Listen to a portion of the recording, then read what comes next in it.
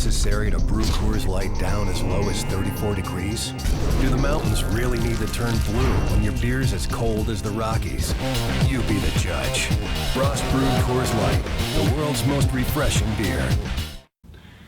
Undoubtedly the play of the game, unfortunately, for the Seahawks on Sunday. One we had plenty of conversation with Pete Carroll about, everybody in town, all the riders, everyone wondering, 4th and 1, 14 seconds to go. After you burn the timeout, you go for it. And Mike Salk and I think on the same page. Going for it, get it, understand it. In fact, in some ways, don't mind the play call terribly, but as always, it's the level of execution, and in this case, the level of execution up front that fails the Seahawks. So what the Seahawks decide to do, when you come out and you watch the play in its entirety, and Pete said afterwards, and Tavares as well, that it was a run-pass check with me, that they wanted to get up to the line of scrimmage, 4th and 1 at the 3-yard line, 14 seconds remaining, and they have a pass called that is going to kill to a run play. So in the huddle, I'm calling double wing right, 2-jet, whatever the play was, kill to ultimately a zone with a pulling guard, killing to a run call. So when Tavares comes up,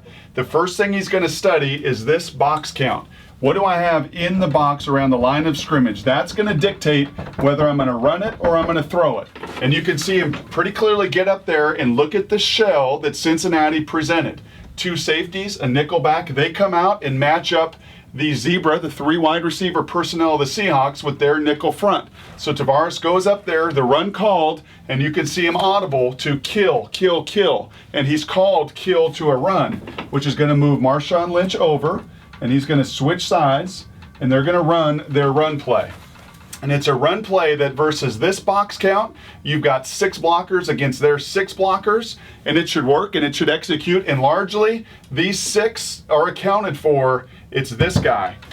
Unfortunately, the Cincinnati Bengals strong safety, Reggie Nelson, that comes up and makes the play. And I'm going to tell you what's real frustrating about his tackle in particular. So they come up, he kills to the run play, and the run play, and we've seen this many times, is a block down by James Carpenter, and he comes down, he does a pretty good job washing down. That's an easy block, the easiest block on the field. Carpenter against a linebacker, he has all the leverage in the world. Likewise, Max Unger is going to come back down on the tackle. He takes care of business. Sidney Rice really has no chance, unfortunately, with the field condensed to go after the safety, but the corner's out of it. This corner's out of it.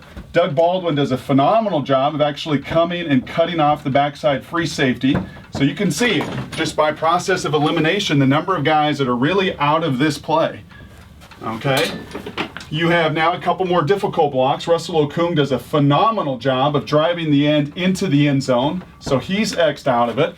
And now you see some of the guys that really become the critical players in this game. Becomes your tight end, Zach Miller.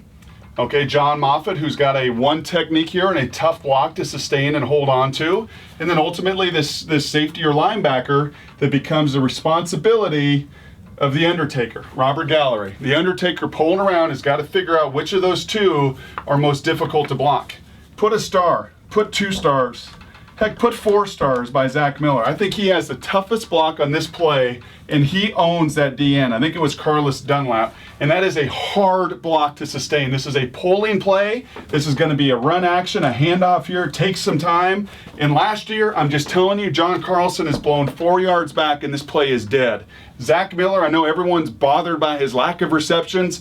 Watch him block. He is an animal, and he owns this end and creates this huge crease and opportunity with Carpenter blocking down. These guys do a great job. Moffitt, he's okay. It's kind of squishy. His tackle actually flops in there. Fortunately, doesn't disrupt the whole play or the pulling guard, so he gets an okay handling his business. So now the play becomes really Robert Gallery versus these 2 guys in beast mode. Everyone else is accounted for. Corners are out, nickel back, everyone back there is out of it.